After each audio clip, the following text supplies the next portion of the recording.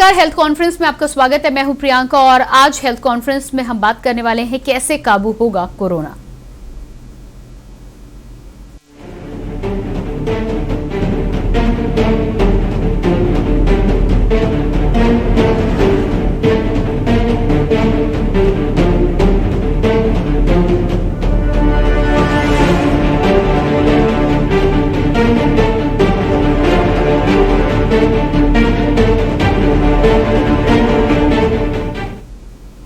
दुनिया में कोहराम मचाने वाला कोरोना हिंदुस्तान के हर शख्स की सांसों में घुल रहा है। जैसे जैसे नया साल आगे बढ़ रहा है, कोरोना वायरस भी अपनी रफ्तार पकड़ रहा है। बता दें कि भारत की प्रतिष्ठित संस्था भारतीय विज्ञान संस्थान और भारतीय सांख्यिकी संस्थान बेंगलुरु के वैज्ञानिकों ने कहा है कि कोरोना वायरस के ओमिक्रॉन वेरिएंट के मामले जनवरी के तीसरे और चौथे हफ्ते में सबसे अधिक होंगे और फिर मार्च की शुरुआत होते होते तक कम होने लगेंगे। लेकिन इन सब के बीच बड़ा सवाल यह है कि पाबंदियां लगाने के बावजूद आखिर कोरोना काबू में क्यों नहीं आ रहा। हेल्थ कॉन्फ्रेंस में आज इसी पर हम करेंगे चर्चा, लेकिन इससे पहले आपको दिखाते हैं एक रिपोर्ट।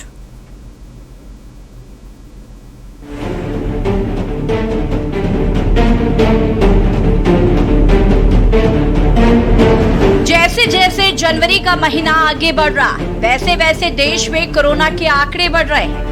दिल्ली से लेकर मुंबई तक और यूपी से लेकर बिहार तक कोरोना के बढ़ते आंकड़े डरा रहे हैं। देश में 24 घंटे में 1.5 लाख से ज्यादा मामले सामने आए, जो सरकार के साथ साथ हेल्थ एक्सपर्ट और वैज्ञानिकों की भी चिंता बढ़ा रहे हैं। साथ ही साथ अब ये सवाल भी उठ रहा है कि आखिर ये बढ़ता कोरोना काबू कैसे होगा।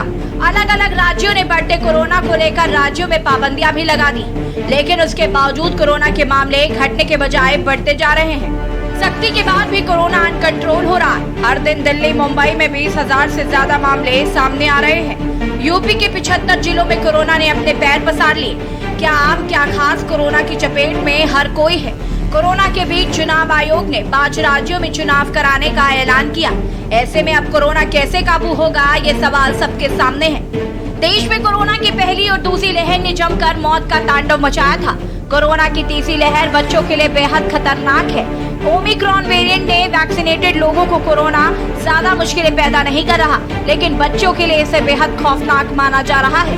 बीते 24 घंटे की बात करें तो पिछले 24 घंटे में 1,59,632 नए कोविड मामले सामने आए हैं। इस दौरान 40,863 लोग ठीक हुए हैं और 327 मौतें हुई हैं। इस समय देश में कोरोना के सक्रिय मामले 5,90,611 हैं, जबकि कुल 3,44,53,603 लोग पूरी तरह से ठीक हो चुके हैं। पहली और दूसरी खुराक मिलकर बीते 24 घंटे में 151,58,00,000 टीकाकरण किया गया है। भारत में रोजाना जिस तरह से कोरोना के केस आश्चर्यजनक तरीके से बढ़ रहे हैं, उसे देखकर वैज्ञानिक हैरान हैं। ओमिक्रॉन वेव शुरू होने के बाद हर दिन लगभग 40 से 45% मरीज रोज बढ़ रहे हैं। दुनिया भर की संस्थाएं अब ये आकलन लगा रही हैं कि जब इस लहर का पीक आएगा तो भारत में 24 घंटे में कितने केस आएंगे। अमेरिका के एक हेल्थ एक्सपर्ट ने अपनी रिसर्च में कहा कि भारत में कोरोना की मौजूदा लहर का पीक अगले महीने यानी फरवरी में आएगा। उस दौरान देश में रोजाना 5 लाख केस आएंगे, जबकि देश की संस्था IS ने रोजाना 10 लाख केस का डराने वाला अनुमान जताया है। IIT कानपुर की स्टडी है कि जनवरी में ही पीक आ जाएगा और हर दिन करीब 4 से 8 लाख केस आएंगे। ऐसे में बड़ा सवाल है कि क्या भारत में हाइब्रिड इम्यूनिटी विकसित होगी। क्या हाइब्रिड इम्यूनिटी से ओमिक्रॉन कम खतरनाक होगा। स्पेशल डेस्क के न्यूज इंडिया।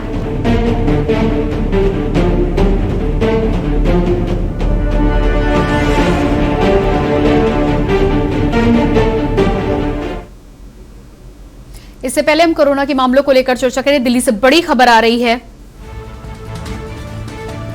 कोरोना पर पीएम मोदी की बैठक। दिल्ली से बड़ी खबर, कोरोना पर पीएम मोदी की बैठक। बढ़ते कोरोना पर कर रहे हैं समीक्षा बैठक। बढ़ते कोरोना पर कर रहे हैं समीक्षा बैठक। दिल्ली से बड़ी खबर, कोरोना पर प्रधानमंत्री की समीक्षा बैठक।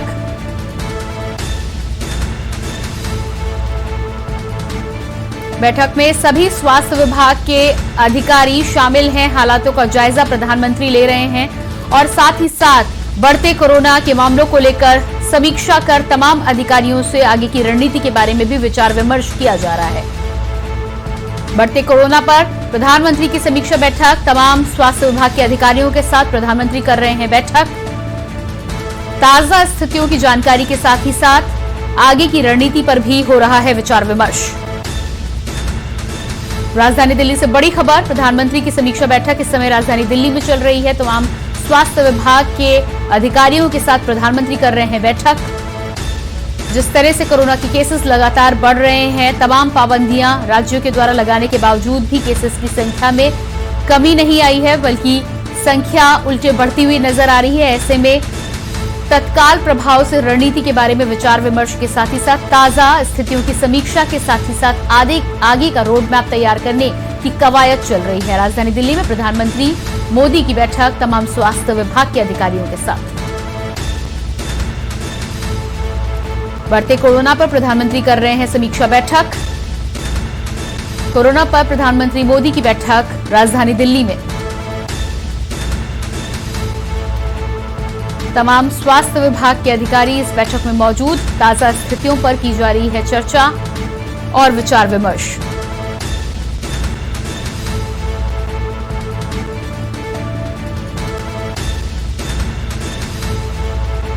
तो ये आपको सीधी तस्वीरें राजधानी दिल्ली की दिखा रहे हैं प्रधानमंत्री नरेंद्र मोदी। आप देख पा रहे हैं किस तरह से अलग अलग राज्यों के अलग अलग जगहों के स्वास्थ्य विभाग के आला अधिकारियों के साथ बैठक करते हुए नजर आ रहे हैं।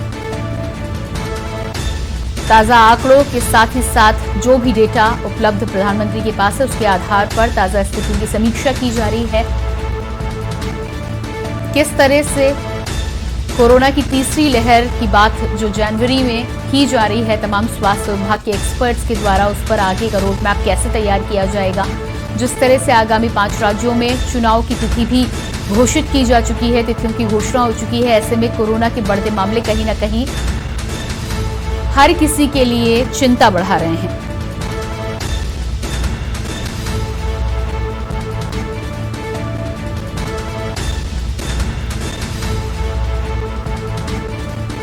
तो लगातार कोरोना के मामलों पर हम चर्चा करने के लिए आगे बढ़ेंगे। हमारे साथ गेस्ट जुड़ चुके हैं, doctor Anil Mavi research associate Delhi से हमारे साथ जुड़ चुके हैं। आपका बहुत बहुत स्वागत है। साथ ही साथ doctor Ravi Sharma Covid expert भी हमारे साथ जुड़ चुके हैं। आपका भी बहुत बहुत स्वागत है। डॉक्टर अनिल मावी, सबसे पहला सवाल आपसे ही करना चाहूंगी। जिस तरह से हम लगातार बात कर रहे हैं, कोविड के केसेस बढ़ रहे हैं, तमाम राज्यों ने नाइट कर्फ्यू लगा दिया है, पाबंदियां भी कुछ लगाई गई हैं, लोगों को लगातार समझाने का प्रयास किया जा रहा है, लेकिन उसके बावजूद भी केसेस बढ़ रहे हैं। आगे की क्या रणनीति हो सकती है कोरोना को कंट्रोल करने के लिए? आगे की जैसे अभी करंटली हम जो गवर्नमेंट का सिनेरियो है यही है कि अभी तो गवर्नमेंट ने नाइट कर्फ्यू का ऐलान कर दिया मोस्टली स्टेट्स में।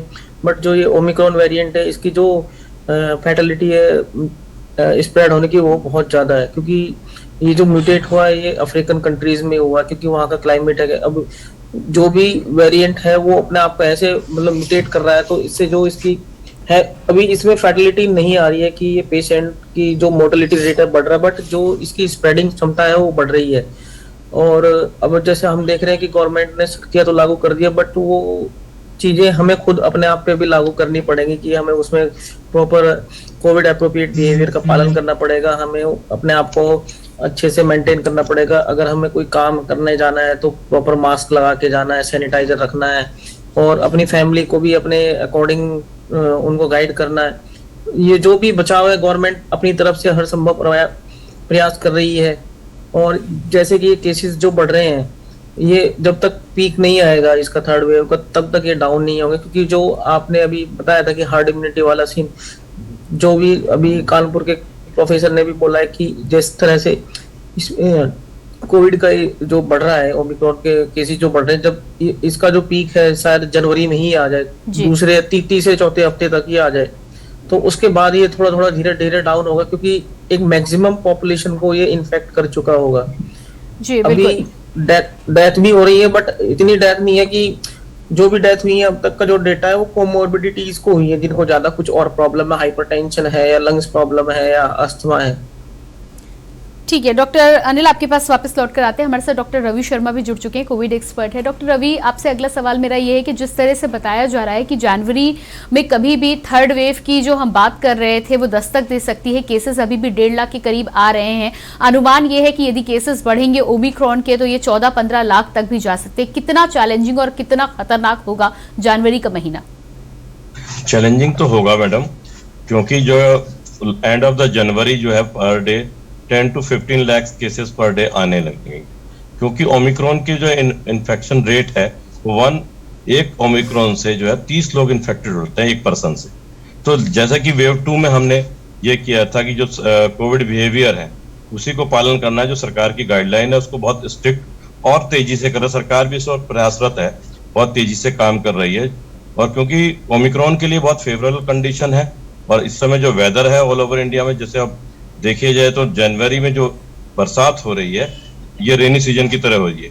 दिल्ली में भी जो है पिछले कई वर्षों का रिकॉर्ड टूटा है, तो ये ओमिक्रॉन के लिए बहुत फेवरेबल कंडीशन होगी। 2-3 दिन में देखेंगे कि दिल्ली में अचानक केस और तेजी से शूट अप होने लग जाएंगे, 50 to 1 लाख पर डे होने की संभावना है। तो संभावना इसी को मद्देनजर रखते हुए लोगों को काम करना है और उसी में पालन करना है। जी बिल्कुल। डॉक्टर अनिल, जिस तरह से डॉक्टर रवि ने भी बताया कि जनवरी का जो महीना है वो काफ़ी चैलेंजिंग होने वाला है, लेकिन इस बार यदि हम देखें तो जितनी भी एक्टिविटीज़ है उन पर ज़्यादातर रोक नहीं लगाई जा सकती। नाइट कर्फ्यू की तो बात हो रही है, लेकिन उसके अलावा तमाम एक्टिविटीज़, लोगों को ऑफिस जाना, बाहर निकलना, ये सब कुछ चल रहा है। किस तरह से हम अपना ध्यान रख सकते हैं? दूसरी बात ये कि क्या जिन लोगों को डबल डोज लग चुकी है वो सुरक्षित हैं या उन्हें भी उतना ही सतर्क रहना होगा और ओमिक्रॉन उन्हें भी अपनी चपेट में ले सकता है? देखो, री इन्फेक्शन के चांसेस है। जो लोग ऑलरेडी वैक्सीनेटेड है तो ये ओमिक्रॉन उनको कुछ ज्यादा प्रॉब्लम नहीं करेगा। मेरी फैमिली में भी जो लोग वैक्सीनेटेड थे उन 1-2 लोगों को पॉजिटिव हुए हैं, बट उनको माइल्ड सिम्टम्स थे, हल्का फीवर और गले में खराश। तो वैक्सीनेटेड पीपल को हो रहा है, बट इतना सीवियर नहीं हो रहा है कि वो बहुत ज्यादा फैटल करे। और आप देखते हैं कि जो अब जनवरी के महीने में जैसे बरसात हो रही है, सर ने भी बोला, रवि सर ने, कि जो क्लाइमेटिक कंडीशन जो अफ्रीकन कंट्री की है ये अफ्रीकन से ही इवोल्व हुआ है, म्यूटेट हुआ है। अब इसको अकॉर्डिंग टू साउथ अफ्रीकन का क्लाइमेट मिल चुका है यहाँ इंडिया में और ये फैटल होगा। और जैसा कि आप कह रहे हैं कि लोगों की एक्टिविटीज है, बट लोगों की एक्टिविटीज देखें तो गवर्नमेंट ने भी अभी गाइडलाइन जारी करी है दोबारा से स्ट्रिक्टली कि जो भी है ऑफिस में 50% काम करेंगे ऑल्टरनेट वे में, और जो भी डॉक्टर्स हैं जो 1 हफ्ते ड्यूटी करके फिर कुछ टाइम के लिए क्वारंटीन रहेंगे। तो हमें इन चीजों का फॉलो करना ही पड़ेगा। सबसे बड़ी बात है कि हमें अपने आप से खुद को देखना है कि हम कितना इन चीजों को फॉलो कर सकते हैं। जी बिल्कुल। जी बिल्कुल। डॉक्टर रवि, यहाँ पर मैं आपसे ये जानना चाहूंगी कि पहले तो कोरोना के जो लक्षण होते थे वो बेहद हर किसी को इस बात की में जानकारी थी और लक्षण समझकर इंसान आइसोलेट हो जाता था, घर के सदस्यों से थोड़ा दूर हो जाता था। लेकिन ओमिक्रॉन की यदि हम बात करें तो बेहद माइल्ड बोला जा रहा है और यही वजह है कि शायद कहीं ना कहीं लोग लापरवाही भी दिखा रहे हैं। वो कौन से ऐसे लक्षण हैं जो होने पर हमें सावधान होना चाहिए और अपने घर के सदस्यों से थोड़ा दूरी बना लेनी चाहिए? इस बार जो ओमिक्रॉन के लक्षण आ रहे हैं, जो काफी पेशेंट्स में लैब में भी हमको देखने मिल रहे हैं, तो इस बार रनिंग नोज है और चोकिंग हैजार्ड्स काफी है, जो ऐसा लग रहा है कि गला चौक हो रहा है। टॉन्सिलाइटिस भी फील हो रही है लोगों को कि जैसे गले में टॉन्सिल्स बढ़ गए हैं, और ब्रेथलेसनेस नहीं है, ऑक्सीजन सैचुरेशन ठीक है, जैसा डॉक्टर अनिल अभी बोल रहे थे कि सिम्टम्स जो सीटी वैल्यूज भी हैं, जिनको 2 डोज लग चुकी हैं उनकी सीटी वैल्यू भी 29 से लेकर 34 के बीच में चल रही। हमारी लैब में भी बहुत सारे पेशेंट ऐसे थे जो मल्टीपल में पॉजिटिव आए, पूरी फैमिली परिवार के लोग तो 34-32 के बीच थे, लेकिन जो चिल्ड्रन थे 15 साल से छोटे वाले, उन सबकी सीटी वैल्यू 24 और 22 के बीच रही और उनको हाई ग्रेड फीवर भी ज्यादा नहीं था, 101 से ऊपर नहीं जा रहा है और वो तीसरे और चौथे दिन में रिकवर कर जा रहा है। तो इसमें पैनिक होने की जरूरत नहीं है, बॉडी को बस उसी तरह अपना इम्यून सिस्टम बढ़ाना है। बहुत ज्यादा प्लेंटी ऑफ फ्लूइड जितना ज्यादा लेंगे, जितनी ज्यादा गर्म चीजें लेंगे, कॉफी लेंगे, नारियल पानी ले सकते हैं, सूप, वेजिटेबल सूप ले सकते हैं, ग्रीन टी ले सकते हैं, तो हमें वायरल लोड को बॉडी से कम करने के लिए फ्लूइड बढ़ाना है। तो ओरली जितना लें, और बच्चों को भी ज्यादा उसी तरह सावधानी रखनी जैसे कि वेव 2 में थी, क्योंकि बच्चे इस समय कैरियर हैं, घर में वही ला रहे हैं। जितने भी कहीं घूमने गए, जैसे न्यू ईयर पे जो लोग गए थे, उसके बाद जो लोग मसूरी से, नैनीताल से, गोवा से लौट रहे हैं, बेसिकली मैं हरिद्वार में देख रहा हूँ कि लगभग जो लोग न्यू ईयर मनाने गए थे उनकी पूरी फैमिली में हमने टेस्ट किया, तो बाकी लोग तो उनकी जो सीटी वैल्यू थी वो 34 और 29 के बीच में थी, लेकिन बच्चों की सीटी वैल्यूज विद 101 फीवर के साथ सीआरपी वही 35-40 के बीच, एंड देन जो है फीवर कंट्रोल तो हो रहा है उनका, लेकिन बहुत ज्यादा ऐसा इन्फेक्टिव नहीं दिख रहा कि उनको कोई चेस्ट कंजेशन हो जाए या बहुत ज्यादा इस तरह का सैचुरेशन ऑक्सीजन गिर जाए, इस तरह की सिम्टम्स नहीं लग रहे हैं। जी बिल्कुल। डॉक्टर अनिल मावी, जिस तरह से डॉक्टर रवि का कहना है कि बच्चों पर सिम्टम्स जरूर आ रहे हैं, लेकिन शुरू से ही कोरोना को लेकर हमेशा से ही माना जा रहा है कि बच्चे कहीं ना कहीं उसे झेल ले जा रहे हैं, लेकिन उसके बावजूद भी खतरे की बात अभी भी यही है कि वैक्सीनेशन के दोनों डोजेज, क्या अभी तो पहली डोज भी बच्चों को नहीं लगी है, ऐसे में हम बच्चों को किस हद तक सावधान रख सकते हैं, किस हद तक उनके लिए सतर्कता बरत सकते हैं और कैसे बरत सकते हैं? जैसे कि अभी रवि सर ने भी बोला है कि जितने भी बच्चों को, जैसे हम बाहर घूमने गए हैं, बहुत से छुट्टियां मनाने गए हैं, न्यू ईयर पे, क्रिसमस पे, तो हम एक तरह से हमने कैरियर का काम किया है, बट बच्चे पूरे 2 साल हो गए लगभग स्कूल गए नहीं है, तो बच्चों में क्या है कि कुछ दिन के लिए भी स्कूल खुले थे, बट मैं यही कहूंगा कि बच्चों से जितना दूर रहा जाए और बच्चों को थोड़ा लिक्विड डाइट दिया जाए, थोड़ा गर्म पानी दिया जाए, जैसे उनको माइल्ड, क्योंकि बच्चों की जो ग्रोथ होती है वो डेवलपिंग ग्रोथ होती है, तो उनकी जो इम्यूनिटी होती है इन कंपैरिजन टू एडल्ट ज्यादा होती है, तो उसमें क्या है कि जो भी हमारी जो डाइट है, लिक्विड डाइट है, उसमें हमारा फ्रूट्स है, फाइबर की डाइट है और नारियल पानी है, और जैसे कुछ इम्यूनिटी बूस्टर्स के जो सिरप आते हैं वो बहुत जरूरी है बच्चों को देना, क्योंकि अभी बच्चों की वैक्सीनेशन अभी स्टार्ट हुई है, तो वो भी 15 to 18 ईयर्स की हुई है, तो उसमें क्योंकि अभी बिलो 15 का हुआ नहीं है, तो उसमें यही है कि हम जितना ही प्रिकॉशंस रखें, बच्चों को अपने आप से दूर रखना है कि अगर हमको कुछ सिम्टम्स आ रहे हैं तो हमें उनके अकॉर्डिंग अपने को आइसोलेट करना है, बच्चे को जितनी अच्छी डाइट दे जाए प्रोटीन की, इम्यूनिटी बूस्टर की, वो बहुत जरूरी है। जी, हमारे साथ पूर्व DGME doctor VN Tripathi ji भी जुड़े हुए हैं। डॉक्टर वीएन त्रिपाठी जी, बहुत स्वागत है आपका कार्यक्रम में। एक बार फिर से कोरोना को लेकर आज हम चर्चा कर रहे हैं, और जिस तरह से कोरोना को लेकर जनवरी का मंथ बेहद चैलेंजिंग बताया जा रहा है, जानकारियां तो ये भी आ रही हैं कि आने वाले कुछ दिनों में केसेस 14 से 15 लाख तक हो सकते हैं। ऐसे में मेरा सवाल ये है कि यदि केसेस इस मात्रा में बढ़ते हैं तो क्या लगता है आपको, वैक्सीनेशन अभी तक 50% के ऊपर ही कुछ हुआ है, ऐसे में क्या लगता है कि यदि कोरोना कहीं ना कहीं कंट्रोल होगा तो एक बार फिर से हर्ड इम्यूनिटी के माध्यम से ही होगा? जी, जैसा कि अभी और भी विशेषज्ञों ने कहा, एक तो ये हमें डरना नहीं है, नंबर 1, नंबर 2, डेल्टा की तरह ये घातक उतना नहीं है जितना कि हमारा जो सेकेंड वेव में था, जिसमें कि डायरेक्ट लंग्स में निमोनिया के जो सिम्टम करके साइंस करके आते थे, ऑक्सीजन लेवल ड्रॉप हो जाता है। इसमें क्या हो रहा है कि करीब 2 दिन से जो हमें दूरभाष पे जान पा रही है, हमारे मरीजों से, बच्चों से मिलती है कि यंग्स को हो रहा है ये 30 to 40, 20 to 40 में काफी पॉजिटिव आ रहे हैं, और सिम्टम बिल्कुल जुकाम के हैं कि साहब जरा सा जुकाम हुआ है, फीवर 99 या 99 से 98.9 हुआ, और हल्की सी खांसी गले में बस, और कराया तो पॉजिटिव आ गया RT-PCR। तो सबसे बड़ी उपाय वही, जैसा कि अभी बताया गया है, कि हमारा अच्छा मास्क N95 मास्क है, और उसका ये भी नहीं कि एक बार मास्क खरीद लिया और महीना भर यूज करते रहे।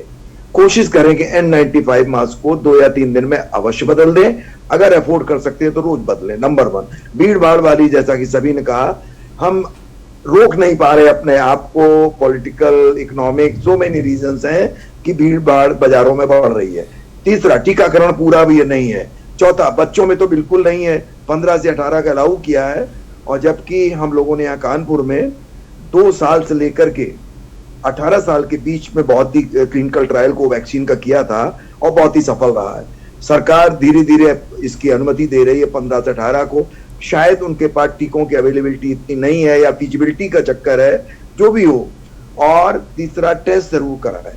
टेस्ट से क्या है कि आपको तो कुछ नहीं होगा, माइल्ड इन्फेक्शन हुआ है, आप दूसरों को बचा सकते हैं। सीनियर सिटीजन जो अनवैक्सीनेटेड है, गर्भवती महिलाएं हैं, या और भी कोमॉर्बिड कंडीशंस हैं, हार्ट डिजीज है, लिवर, किडनी, ब्लड प्रेशर, ये सब है, इनको ये जो ओमाइक्रॉन है, ये भी कुछ केसेस में खतरनाक हो सकता है। जी बिल्कुल।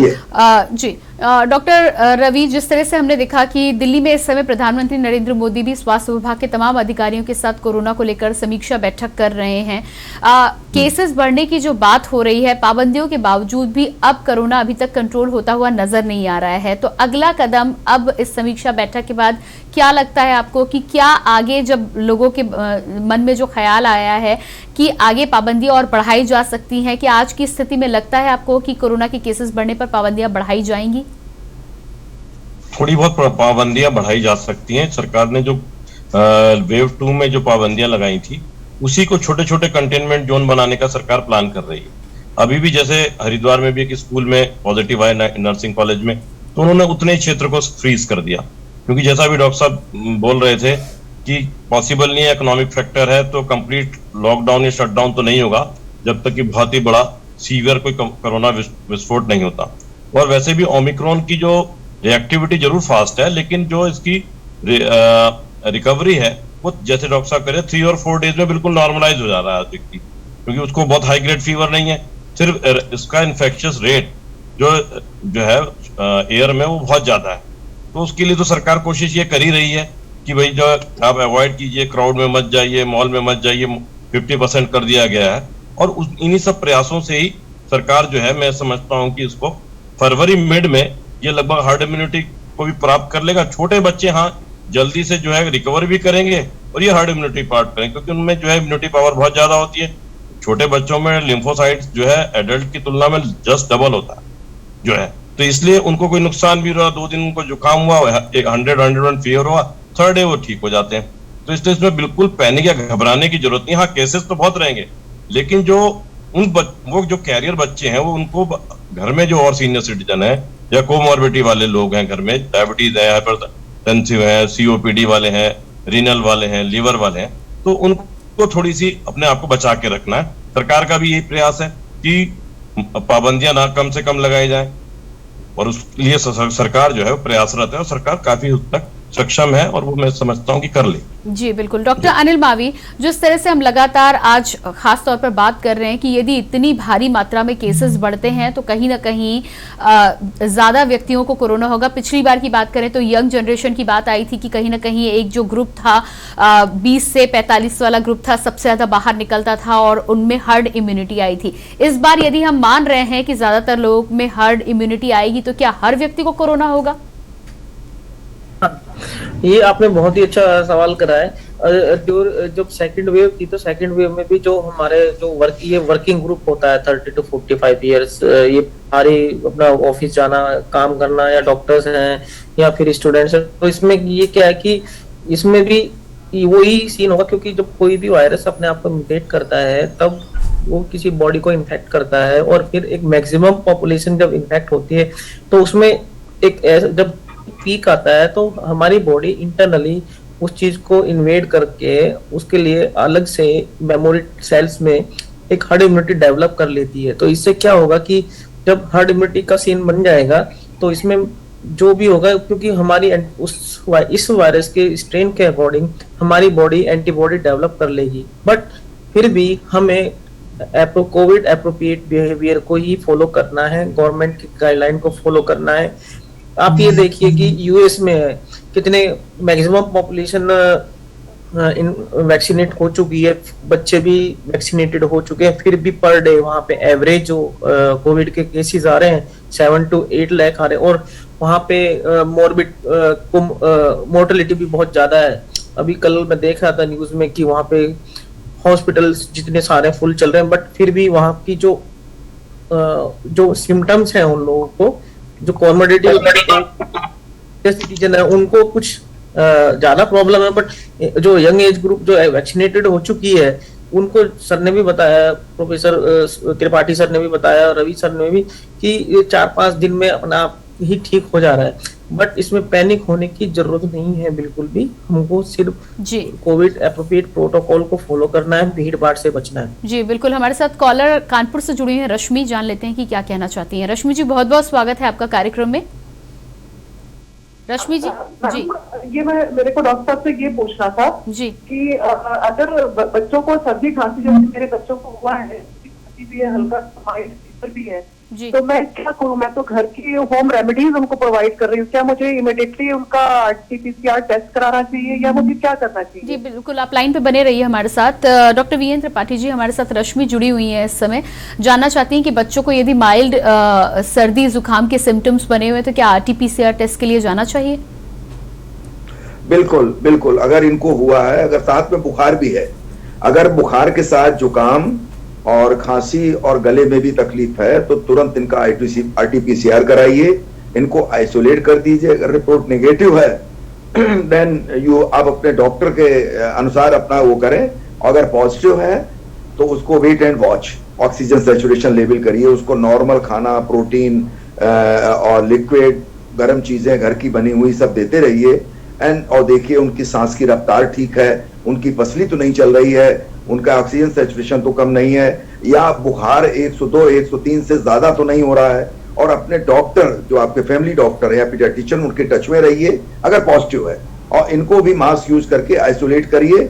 और अगर छोटा बच्चा है तो मदर साथ में इसके रहनी पड़ेगी और मदर भी अपना N95 मास्क यूज करे। बच्चे को किसी तरह 4-5 दिन करिए, फिर रिपीट कराइए। और अगर खतरनाक लक्षण है, बच्चा खाना पीना बंद करे, तेज बुखार बराबर रह रहा है, सांस लेने में दिक्कत है, बच्चा कुछ खा पी नहीं रहा है, नीला पड़ रहा है या बच्चे को झटके आ रहे हैं, तो तुरंत डॉक्टर से संपर्क करके इसको भर्ती कराना पड़ेगा। हालांकि इसकी संभावना 0.1% भी है केवल, लेकिन आपको अलर्ट रहना है, टेस्ट कराना। टेस्ट नेगेटिव है तो नॉर्मल जो वायरल फ्लू होता है उसकी तरह इसका इलाज होगा। अपने डॉक्टर से टच में रहें, और बस यही मैं कह सकता हूँ इस बारे में। जी बिल्कुल। डॉक्टर रवि, जिस तरह से हमारी कॉलर का यहाँ पर कहना था, जिस डॉक्टर वीएन त्रिपाठी ने उन्हें तमाम सलाह तो दे दी है, लेकिन मैं ये भी जानना चाहती हूँ कि पिछली बार जब रिपोर्ट्स आ रही थी तो कई रिपोर्ट्स में ऐसा माना जा रहा था कि रिपोर्ट्स तो नेगेटिव आई हैं लेकिन उसके बावजूद भी सिम्टम्स बने हुए हैं तो कोरोना है, ऐसा एक्सपर्ट्स और डॉक्टर्स भी मान रहे थे। इस बार भी यदि इस तरह का होता है कि रिपोर्ट नेगेटिव आ गई है तो भी क्या हमें उसे कोरोना मानकर उसी के हिसाब से ट्रीटमेंट करना चाहिए? बिल्कुल, अगर रिपोर्ट नेगेटिव भी आ रही है और वह सिम्टम बिल्कुल कोविड वाले हैं तो कोविड ट्रीटमेंट ही और कोविड बिहेवियर ही आपको पालन करना।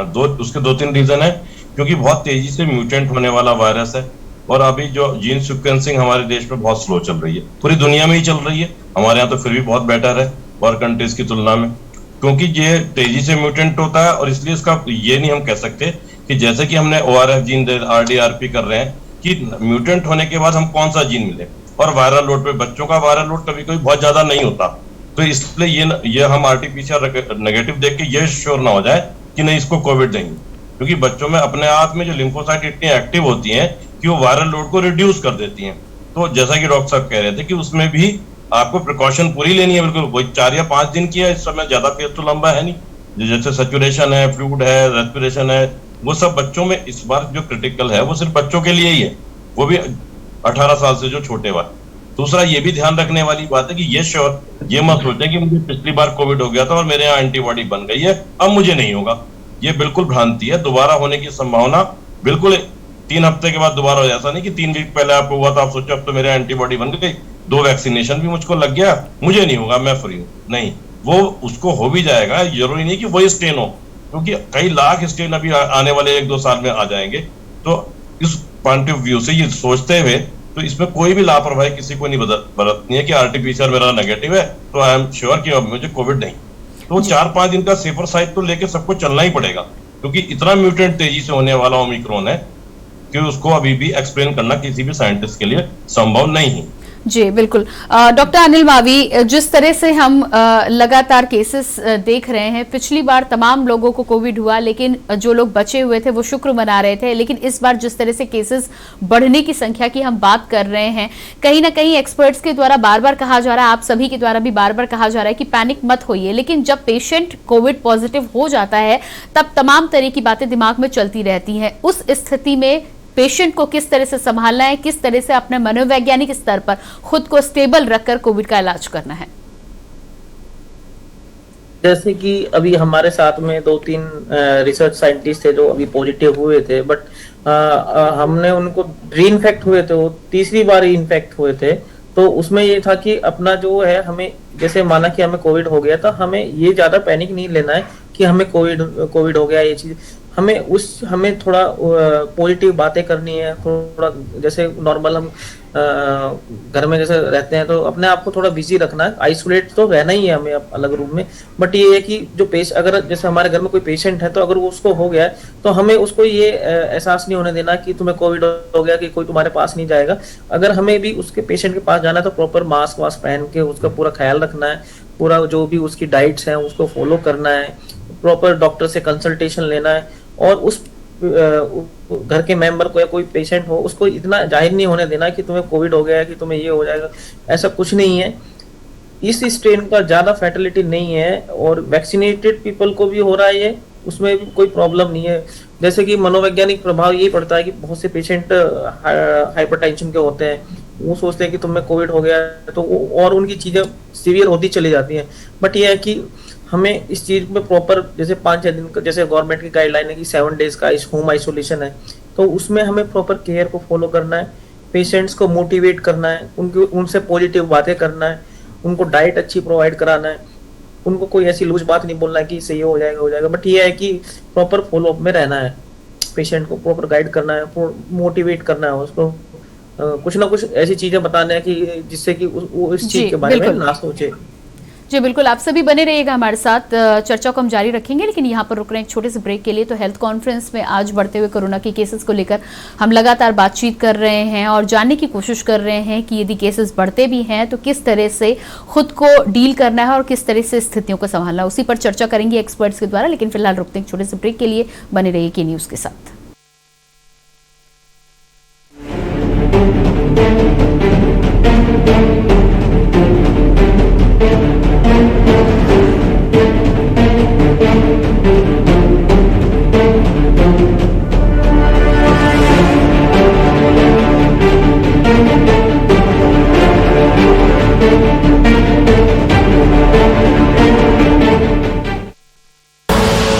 आप देख रहे हैं के न्यूज, खबरों का सारथी।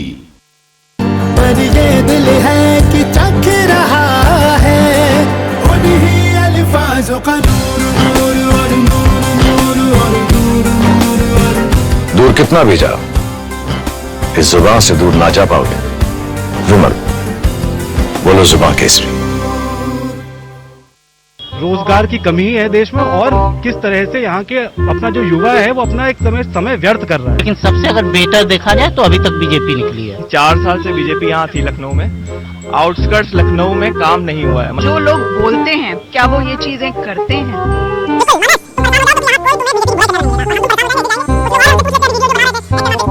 जो कानून व्यवस्था है उसकी धज्जियां उड़ चुकी है। टेनी जी के ऊपर छेनी भी नहीं चलाई गई। हम लोगों को बहुत अच्छा लग रहा है, हम लोग जा रहे हैं, हमारी जोगी जी ने हम लोगों को ऐसा अवसर दिया, लोगों को बहुत अच्छा लगा। क्या नाम है? नंदिनी किन्नर जायसवाल। क्या लग रहा है योगी जी आएंगे? हाँ मेरे ख्याल से तो योगी जी पक्का कंफर्म आएंगे।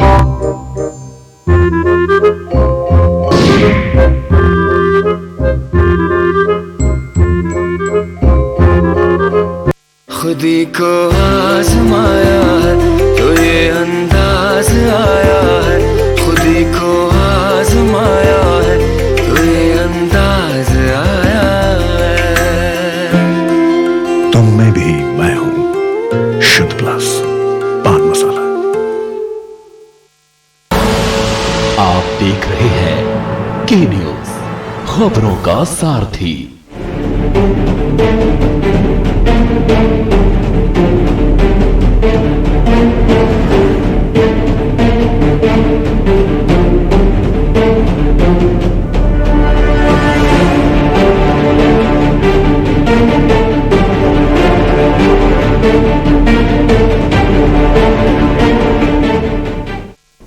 ब्रेक के बाद एक बार फिर आप सभी दर्शकों का बहुत स्वागत है। हेल्थ कॉन्फ्रेंस में चर्चा कर रहे हैं कैसे काबू होगा कोरोना। हमारे साथ तमाम गेस्ट बने हुए हैं। Doctor Anil Mavi research associate Delhi से हमारे साथ बने हैं, doctor Ravi Sharma Covid expert बने हुए हैं और साथ ही साथ पूर्व DGME doctor VN Tripathi ji भी हमारे साथ बने हुए हैं। डॉक्टर वीएन त्रिपाठी जी, जिस तरह से हम यहाँ पर डिस्कस कर रहे हैं 14 से 15 लाख केसेस की जब बातचीत की जा रही है, अनुमान लगाया जा रहा है, तो अगला सवाल यहाँ पर यह है कि पिछली बार जब कुछ केसेस आने शुरू हुए थे, दूसरी लहर में हमने देखा है किस तरह की तबाही आई थी।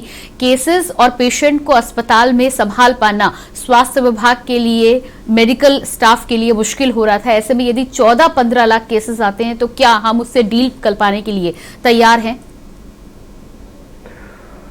हाँ, ये एक्चुअली आप जिस तरह से रफ्तार, जिस तरह से एसिम्प्टोमेटिक या बिल्कुल लैब सिम्प्टोमेटिक या बिल्कुल हल्के लक्षणों वाले लोग मिल रहे हैं, इनमें जो सामान्य लोग हैं जिनको कोई कोमॉर्बिड नहीं, एज रिलेटेड नहीं, जो वैक्सीनेटेड हैं, उनमें तो खतरा ना के बराबर है। लेकिन जो काफी बड़ी पॉपुलेशन है, करोड़ों हमारे अनवैक्सीनेटेड हैं या सीनियर सिटीजन है जिन्होंने नहीं लगवाए या और एसोसिएटेड बीमारियों से लय से, हाँ, उनमें संभावना बनती है। हालांकि जैसा कि सभी हमारे साथी डॉक्टरों ने बताया कि ये हल्का इन्फेक्शन है, 5 से 7 दिन में बिल्कुल ठीक हो जाता है, घबराए पैनिक कोई जरूरत नहीं है। लेकिन ये देश बहुत बड़ा है और करोड़ों लोगों को वैक्सीन की एक भी डोज अभी नहीं लगी है, जैसा कि मुझे डेटा बताए गए हैं, तो उनको ये खतरा हो सकता है कुछ केसेस में। लेकिन हम पहले से बहुत अधिक तैयार हैं। गवर्नमेंट प्राइवेट सेक्टर में काफी 100, 200, 300 बेड्स आरक्षित कर दिए गए ऑक्सीजन सपोर्ट के।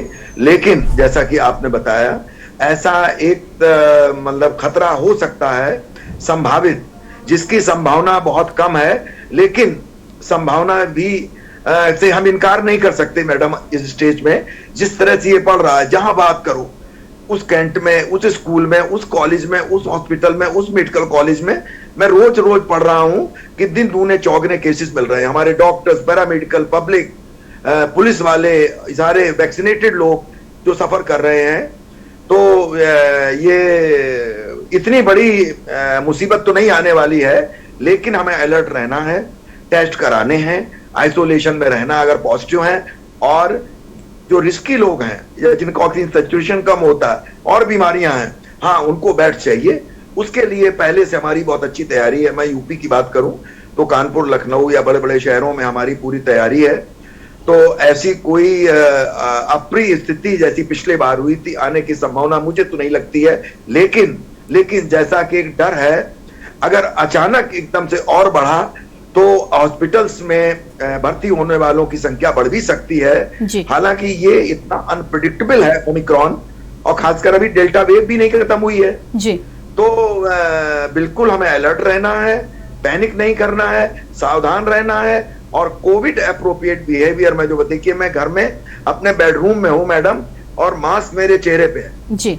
तो मैं भी कुछ डरा हुआ हूं, डॉक्टर हूं, कहीं लग ना जाए दूसरे को, जो भी हो दूसरों से लग ना जाए, तो अलर्ट रहना है जी।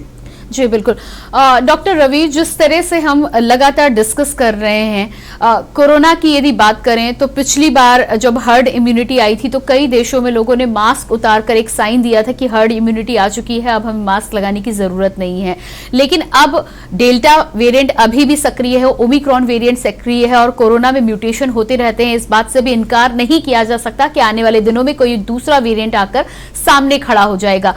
क्या हमें मास्क को अपने न्यू नॉर्मल में हमेशा अब शामिल ही कर लेना चाहिए? ये जो हम समय समय पर मास्क उतार देते हैं, यही वजह है कि आए दिन नए वेरिएंट से फिर हम जूझते हुए नजर आते हैं? बिल्कुल सही कह रहे हैं मैडम आप। कभी भी, जब भी हम क्राउड प्लेसेस पे जा रहे हैं, अननोन पीपल से मिल रहे हैं, जब मार्केट में जा रहे हैं, मॉल में जा रहे हैं, ऑफिस में बैठे हैं, तो मास्क तो अभी आने वाले 2-3 साल उतरने वाला है नहीं। ये तो उतरेगा नहीं, ये तो अभी पार्ट ऑफ लाइफ रहेगा आने वाले 2 और 3 ईयर्स।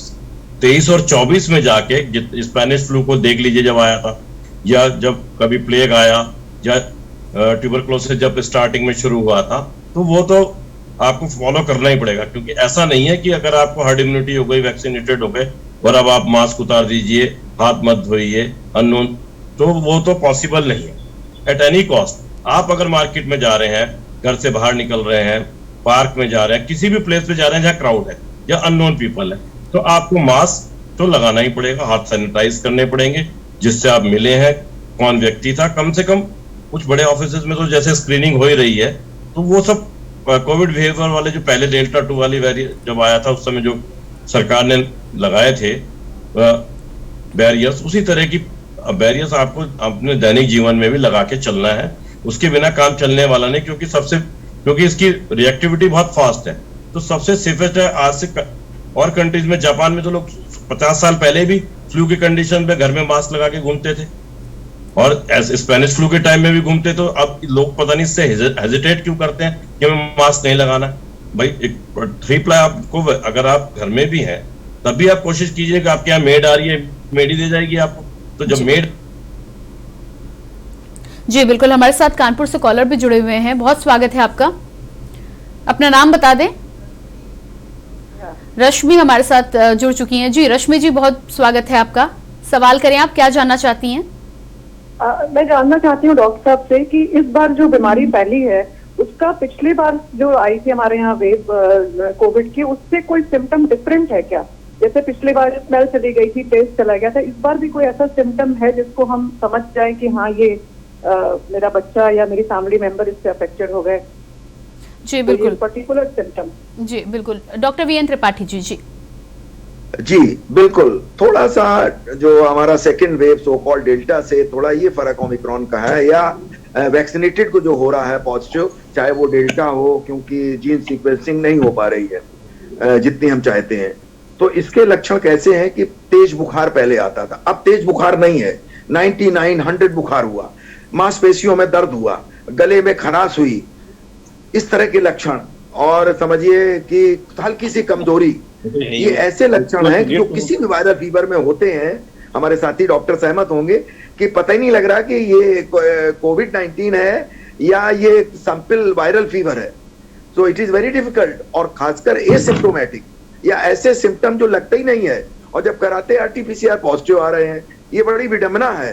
तो मेरा अब सुझाव है कि इस तरह जैसे कि पूरे समाज में या इतनी तेजी से फैलाव हो रहा है ओमिक्रॉन का और डेल्टा की, समझिए ये तीसरी लहर कह सकते हैं आप, और वैक्सीनेटेड में भी हो रहा है, तो कृपा करके बहुत ही सावधानी बरतनी है। और हर एक जिसको भी, बच्चे बड़े को अगर बुखार होता है, गले में खराश होती है, जुकाम होता है, कमजोरी लगती, बदन में दर्द है, मैं तो उसको थ्योरेटिकली कहूंगा ये कोरोना है, अनलेस एंटर प्रूफ अदरवाइज। अगर आरटीपीसीआर नेगेटिव आता है तो भी मैं उसको N95 5 दिन तक पहनाता हूं, घर में रेस्ट करने कहता हूं, आइसोलेट करने कहता हूं, क्योंकि 75% 80% केसेस में आरटीपीसीआर पॉजिटिव आता है, 20 से 25% में आरटीपीसीआर होने के बावजूद भी नेगेटिव, कोरोना होने के बाद भी नेगेटिव आता है। जी। तो हम रिप्रेजेंटेटिव करके आजकल मैनेज कर रहे हैं ऐसे अपने केसेस। मैं खुद अंदर बैठा हूं और डर लगता है कि पेशेंट भी देखते हैं, तो मैं बिल्कुल सावधान रहता हूं। जी बिल्कुल, सावधानी जरूरी है। हमारे साथ चंद्र प्रकाश कुरुक्षेत्र से कॉलर जुड़े हुए हैं, जान लेते हैं कि क्या सवाल है। चंद्र प्रकाश जी, बहुत स्वागत है आपका। मैं ये कहना चाहता हूँ कि जब हम बचपन में थे तो हमारी माँ जो है तुलसी और मोटी इलायची, गिलोय और इसका हल्दी डाल के उसका काढ़ा पिलाती थी जी, तो उससे बुखार ठीक हो जाता था। ये आज से 50 साल पहले की मैं बात बता रहा हूँ जी। मैं ये कहना चाहता हूँ कि इस समय भी ऐसी कंडीशन में भी यदि अगर बदन टूट रहा है, बुखार है और गले में खराश है, तो ये जो काढ़ा बताया मैंने, क्या इससे फर्क पड़ेगा? जी डॉक्टर वीएन त्रिपाठी जी, चंद्र प्रकाश जी का जो सवाल है उस पर क्या कहना चाहेंगे आप? जी बिल्कुल बिल्कुल, देखिए आपको बताया ना कि इसका ओमाइक्रॉन या कोविड का कोई एंटीवायरल दवा अभी तक ऐसी मुकम्मल नहीं है जो आप कह सकते हैं ये दवा दे दिए ठीक हो जाएगा। तो आपका हमारा जो ट्रेडिशनल सिस्टम है, जैसे कि गर्म पानी का गरारा, चाय पीना या काढ़ा पीना, अपने घरेलू जो हमारी किचन में अवेलेबल है, इनको करने से आराम मिलेगा, आइसोलेट हो जाए, रेस्ट हो।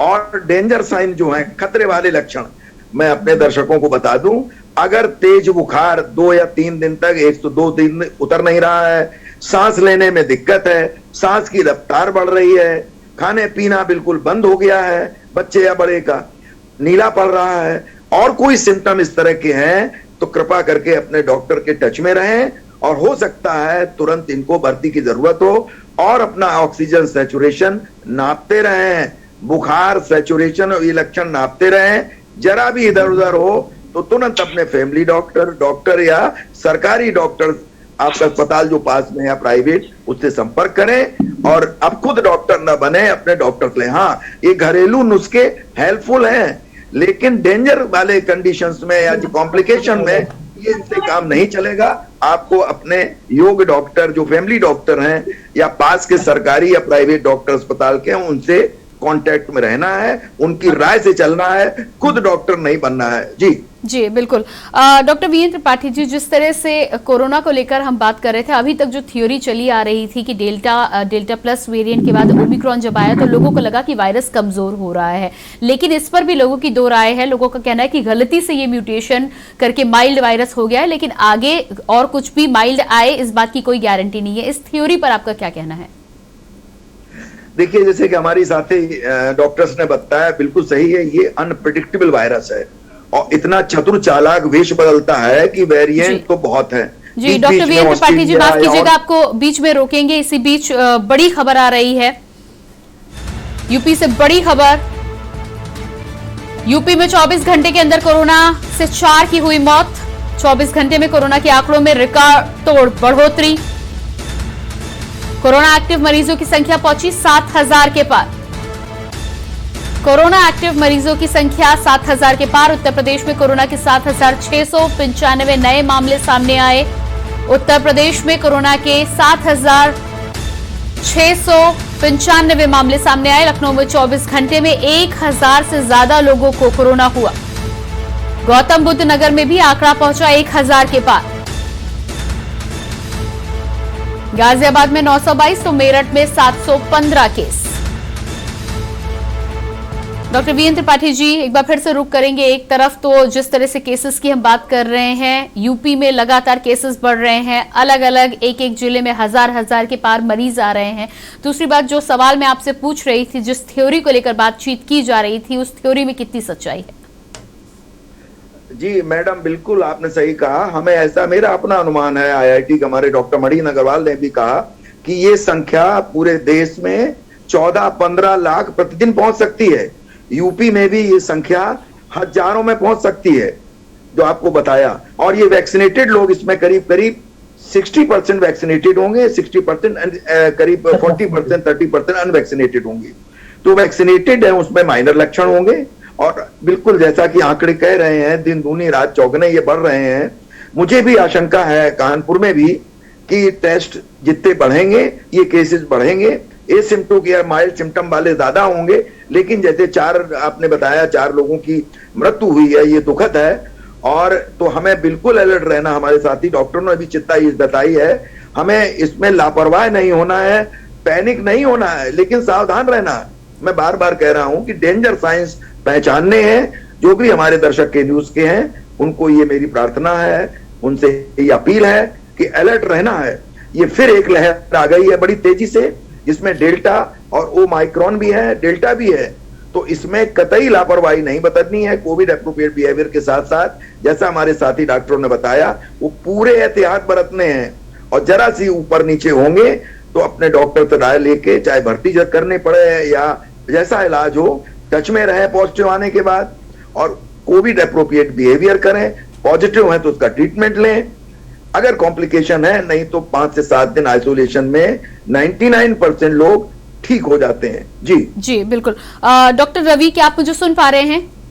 जी डॉक्टर रवि, आपसे मैं ये जानना चाहती हूँ, जिस तरह से अभी उत्तर प्रदेश में 4 मौतों की बात सामने आई है, इसके अलावा भी काफी संख्या में मौतें भी हो रही हैं। हम इस ओमिक्रॉन वेरिएंट को माइल्ड जरूर मान रहे हैं, पहले के वेरिएंट की तुलना में माइल्ड जरूर है, लेकिन अब जब मौतों का सिलसिला आगे बढ़ चुका है तो हमें अपने पेशेंट को, अपने दर्शकों को मैं ये आपके माध्यम से जानकारी देना चाहूंगी कि कब वो स्थिति होगी कि हमें एक्सपर्ट की राय लेना ही चाहिए। और जिस तरह से डॉक्टर वीरेंद्र त्रिपाठी जी ने कहा है कि इंतजार बहुत देर तक नहीं करना चाहिए, कब हमें डॉक्टर की राय लेनी चाहिए यदि बीमार हैं तो?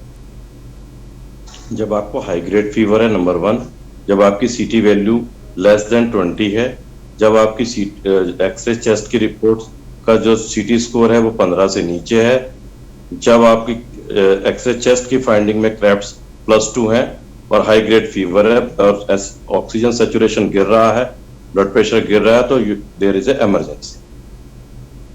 जी, तो ये इन सब पॉइंट्स को जो है आपको दृष्टि में अपने में रखना है और उसी अकॉर्डिंगली आपको ट्रीट लेना, अपने कंसल्टेंट से बात करनी।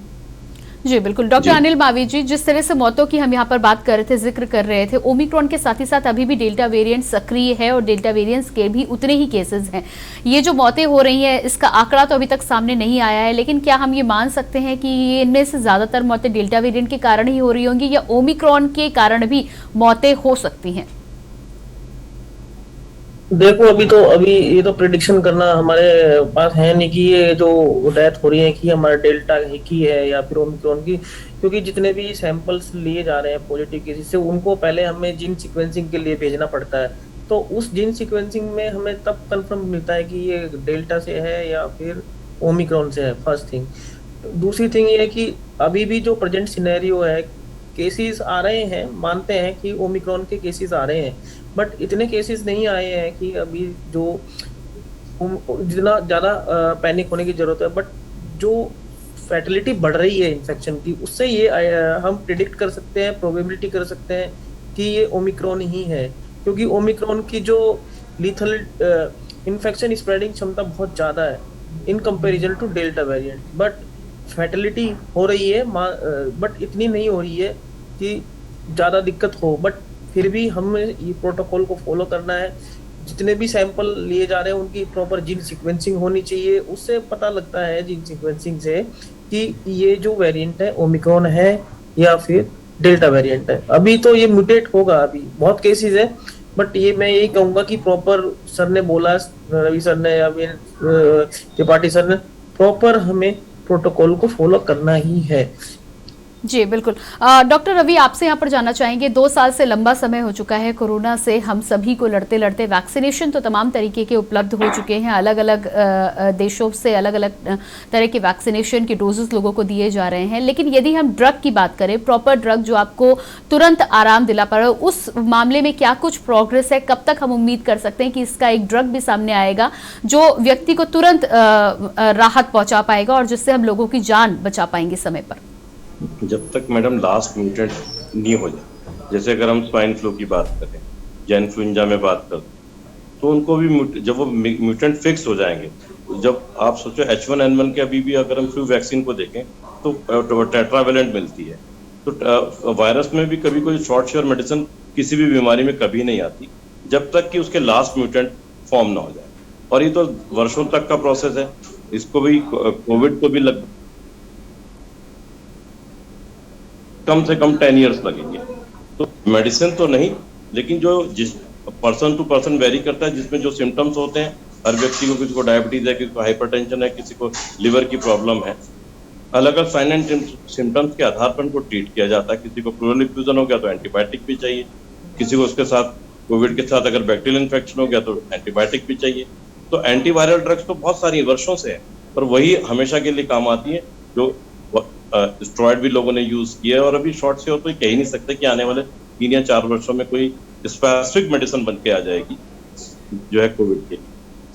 जी बिल्कुल। डॉक्टर वीरेंद्र त्रिपाठी जी, लगातार हम जी डॉक्टर वीरेंद्र त्रिपाठी जी, लगातार जिस तरह से डॉक्टर रवि जी का कहना है कि वैक्सीन के ड्रग के लिए अभी हमें लंबे समय इंतजार करना पड़ेगा। वैक्सीन की हम लगातार बात तो कर रहे हैं, बूस्टर डोज 60+ के लिए हो चुका है। हमें क्या ये मान लेना पड़ेगा कि अब हर साल यदि कोरोना की स्थिति यही रही तो जिन व्यक्तियों ने वैक्सीनेशन लिया है, डबल डोज भी लिए, उन्हें हर साल कहीं ना कहीं या हर नए वेरिएंट आने पर बूस्टर डोज लेकर ही आगे बढ़ना पड़ेगा? देखिए मैडम, ये नई बीमारी है, जैसा कि हमारे साथी डॉक्टर रविकांत ने बताया कि इसके बारे में पुख्ता अभी कुछ प्रमाण नहीं है पूरे। अभी इसके बारे में हमें बहुत कुछ नहीं मालूम है। लेकिन जैसे कि स्वाइन फ्लू या और इन्फ्लुएंजा वायरसेस दुनिया होते हैं, धीरे धीरे इन्फेक्शन होता, हर्ड इम्यूनिटी आ जाती, फिर ये लेस सीवियर हो जाते हैं, फिर ये कम खतरनाक हो जाते हैं। मुझे ऐसा लगता है अगले 2-4 साल तक ऐसा बना रहेगा, धीरे धीरे ये होता रहेगा, हर्ड इम्यूनिटी डेवलप होगी, इम्यूनाइजेशन होगा, और जब 70 to 80% लेवल पहुंच जाएगा हर्ड इम्यूनिटी का और इम्यूनाइजेशन का, तो ये हल्का इन्फेक्शन जुकाम की तरह बन के रह जाएगा और तभी इसकी मॉर्टेलिटी भी कम होगी। लेकिन अभी इस समय कुछ कहना, डॉक्टर रविकांत साहब ने जो कहा है बिल्कुल सही कहा है, कुछ कहना जल्दबाजी होगी कि इसका क्या प्रेडिक्शन होगा। लेकिन पुरानी जो वायरल बीमारियां थी खतरनाक, उनके अनुभव से ये मैं कह सकता हूं कि धीरे धीरे ये कमजोर पड़ता जाएगा जैसे हर्ड इम्यूनिटी और वैक्सीनेशन बढ़ेगा, और 2 साल बाद लगभग जैसा मेरा आकलन है कि ये फिर एक ऐसी महामारी या नहीं रहेगी और लोग इसके साथ जीना रहना सीख जाएंगे। जी बिल्कुल डॉक्टर वीरेंद्र त्रिपाठी जी, आपने समय दिया उसके लिए बहुत बहुत धन्यवाद। डॉक्टर रविकांत जी आपका भी बहुत बहुत धन्यवाद। डॉक्टर अनिल मावी आपका भी बहुत बहुत धन्यवाद तमाम जानकारी हमारे दर्शकों तक पहुंचाने के लिए। तो आज एक बार फिर से हेल्थ कॉन्फ्रेंस में हम कोरोना को काबू करने को लेकर चर्चा कर रहे थे। एक्सपर्ट के माध्यम से जितनी जानकारी मिली है वो अभी तक यही है कि ओमिक्रॉन को लेकर केसेस जरूर बढ़ सकते हैं, लेकिन आपको अपना धैर्य नहीं खोना है, पैनिक नहीं करना है और कोविड अप्रोप्रिएट बिहेवियर का पालन करने के साथ ही साथ भीड़ भाड़ वाले इलाकों में मास्क का लगातार प्रयोग करते रहना है। इसी से हम अपना बचाव कर पाएंगे और इसी के माध्यम से हम कोरोना को हरा भी पाएंगे। फिलहाल हेल्थ कॉन्फ्रेंस में इतना ही। बाकी खबरों के लिए लगातार बने रहिए के न्यूज इंडिया के साथ। मुझे दीजिए इजाजत, नमस्कार।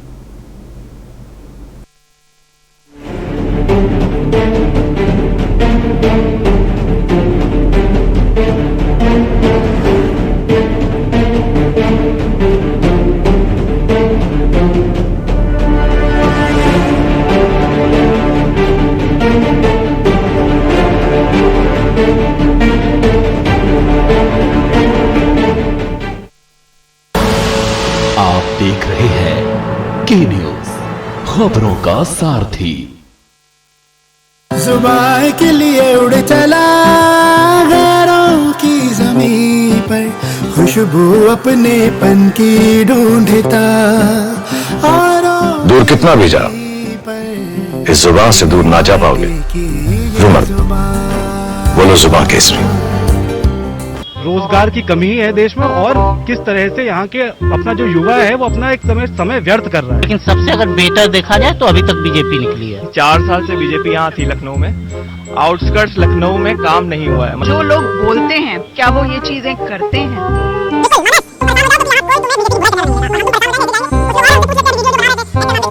जो कानून व्यवस्था है उसकी धज्जियां उड़ चुकी है। टेनी जी के ऊपर छेनी भी नहीं चलाई गई।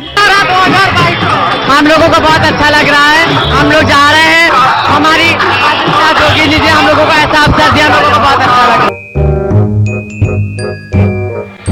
क्या नाम है? नंदिनी किन्नर जायसवाल। क्या लग रहा है योगी जी आएंगे? हाँ मेरे ख्याल से तो योगी जी पक्का कंफर्म आएंगे।